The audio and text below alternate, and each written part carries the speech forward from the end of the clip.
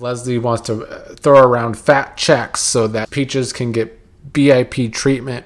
And while I kind of get where she's coming from, now that she has money, she wants to throw it around. She was really sounding like someone else I know on this show. She was really sounding like someone who might end up being her real daughter.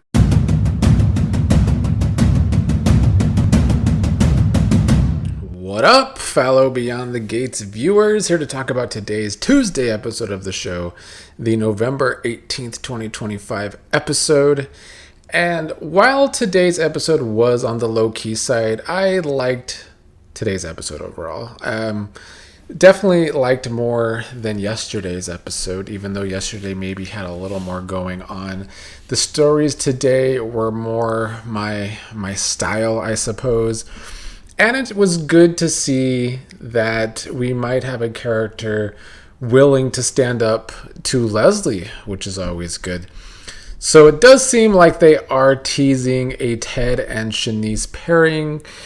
And while I'm not totally on board yet because I'm not sure about the chemistry, I'm not against it either. I also enjoyed that at the start of the episode when Ted and Shanice are having a good time and somehow Shanice is shocked that Ted knows what a stan is. Leslie ends up walking in. We see her in the background and she does not look happy to see Ted and Shanice having a good time, and Shanice with her hand on Ted. And we've seen this in the past with June and Ted at Orphe Jeans, and Leslie tried to be rude to June. June was another one that stood up to Leslie. She's starting to find people that are willing to stand up to her that might be close to the man she is obsessed with. And she's definitely obsessed with Ted. But we learned that Leslie's actually at the hospital because she sat over Peaches. In yesterday's episode, she got some news about Peaches at the end. And today, Leslie was not having it at the hospital. She was upset that the best surgeon at the hospital, Doug, is no longer with us, which we're all upset that Doug is no longer with us. But she does not want this Dr. Wilkes to be working. She wants to throw her money around for the best doctor around. And she was also being extra rude to Shanice, probably because she walked in on Shanice and Ted looking close. So she did not want Shanice's opinions today and was trying to be as rude to her as possible. Then got into it with Dr. Wilkes, who was trying to explain the medication he was giving Peaches, but Leslie was acting like he's not qualified to be Peaches' doctor. Leslie wants to throw around fat checks so that Peaches can get VIP treatment. And while I kind of get where she's coming from, now that she has money, she wants to throw it around. She was really sounding like someone else I know on this show. She was really sounding like someone who might end up being her real daughter in Cat, because she was trying to act extra elitist today. And if the show ever goes that route, that it turns out that somehow Cat is Leslie's real kid and she switched some babies back in the day, I wouldn't be surprised if they go there, because they have been dropping hints for months and months now that Kat and Leslie have a lot in common. And here we are again with Leslie's wanting to be an elitist attitude. She really was trying to be elitist today at that hospital. Shanice was getting sick of it though, and came for Leslie's bad wigs, came for her bad personas, and I like them getting into it. Leslie has a lot of rivalries going on this show lately. She does. But I'm here for another one with Shanice because I've always loved Shanice. And if it's going to give Shanice more airtime and it's time away from Derek and Ashley, it's A-okay with me. So I enjoyed the Shanice and Leslie confrontations today, even if Leslie was being over the top. And at the end of the episode, Ted and Shanice were having more close moments. He called her a force, and at the end she was asking what Ted ever saw in Leslie in the first place. We didn't get an answer because that was towards the end of the episode, but it's a good start for a potential Ted and Shanice storyline, which means Leslie will no doubt be involved with that.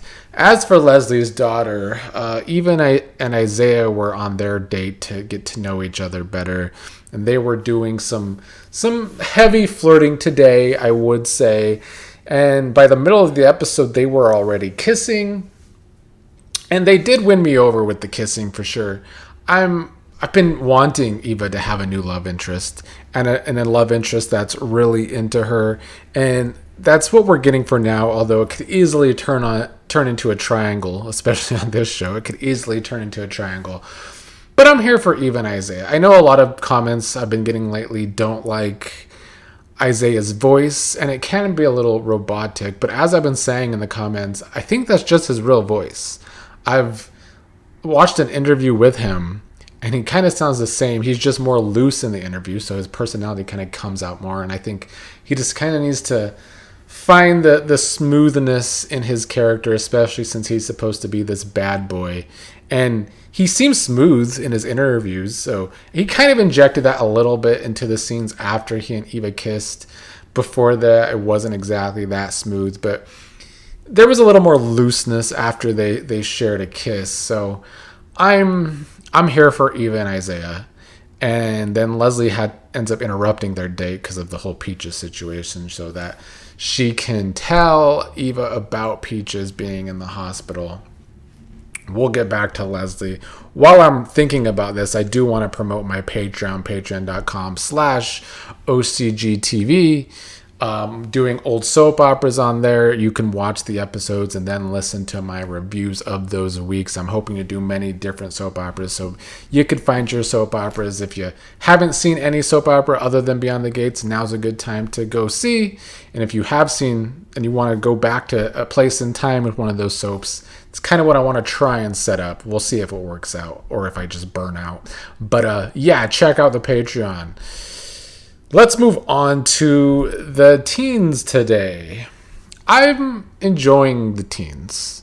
They are currently one of the stories I'm pretty glad when they're on, which is a big change because for a long time on the show, I did not care about the whole Tyrell and Samantha and June situation at all. But they've come a long way. I've always been kind of a sucker for a teen storyline on a soap opera, especially if it's a good teen storyline. And I wouldn't necessarily call these storylines good for the teens yet, but there's plenty of potential there. And I like that Samantha is still seeing the unfairness with the whole Tyrell and Jessica being able to almost do whatever they want. But because of Samantha, Martin and Smitty were not going to let them be alone doing homework at the home today. Martin and Smitty made Tyrell come with them and meet Jessica at Orphe Jean's. When Jessica first got to Orphe Jean's, June was, of course, working. At the beginning of the episode, June was dealing with a very angry customer because she messed up another order. Surprise, surprise. When Vernon was walking in, Vernon was buying 2 slices of pie, which June called him out. This is the second time this week he's bought 2 slices of pie. She's thinking it's for Vernon and Anita, but we all know he's going to see Sharon, which we'll get to at the end here. But yeah, June was already at Orphe Jean's working when Jessica got there. June can tell that she wasn't as excited to see Tyrell as usual. When they all arrived, Tyrell and Jessica got their own table to sit together, and Samantha had to sit with her dads. Samantha, once again, finding it all fair that everyone's getting to live their best life but her right now. And June trying to talk her down once again. Then we got a moment between Smitty and June, which was probably good because Smitty was not feeling June having relationships with the kids she gave up for adoption. But he's come around to it now that she's been able to really help Samantha and really be someone Samantha can talk to when she needs it. It was good to see Smitty and June have that scene. Then Samantha ends up interrupting Jessica and Tyrell sitting alone, being an interrupter at the table. And then finally someone tells Samantha about what they heard Nathan say on Halloween when Tyrell and Jessica overheard Nathan talking about how he was hoping to take Samantha's V card and it would be a notch in his belt. Tyrell never did this, but Jessica did today. And I'm glad someone finally told her that. I don't know if it will make her think differently about Nathan or just make her be more stubborn. I don't know what direction the show is going to go. But someone did need to tell Samantha that. And then the tension, or at least the obstacle they're setting up for Jessica and Tyrell, is that they might be going off to different colleges in the new year.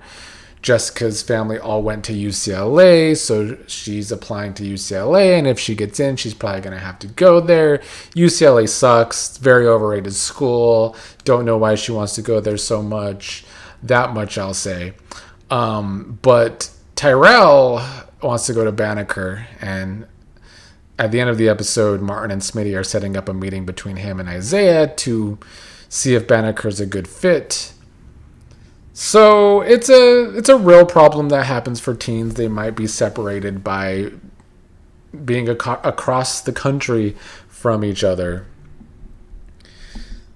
Lastly, the episode ends with Leslie, of course, of all people, being the one to see that Vernon and Sharon are sneaking around together at the same hotel that she is staying in.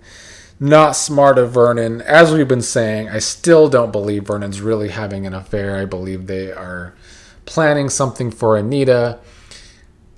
Now that Leslie's the one to find out this information, it does make me a little more interested in the story, though. I feel like she's going to try and use this information to cause problems between Anita and Vernon. Yet another rivalry for Leslie, her versus Anita. And I always like those scenes, so that's why I kind of like this happening. And in the end, Leslie's going to be wrong, so she's not going to get the one-up that she thinks she's going to get. But it adds a little pizzazz to the Vernon and Sharon story that they've been setting up the last week or two. So yeah, today's episode, kind of low-key, but I actually enjoyed today's episode overall.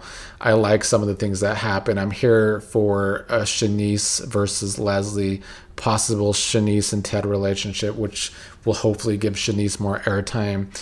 And of course, Eva and Isaiah, and the teens have been entertaining me lately. So overall, I have positive things to say about today's episode. We'll see what the rest of the week brings. I still would like some more soapy excitement, especially since it's November sweeps. But I fear that the real excitement might be happening in December this year. And I think it might happen in December because I know, as I've been saying, the show's going to have another week, if not more, where they're going to have a week full of repeat episodes. So they could be setting that up to give us a cliffhanger at the end of the year. We'll see.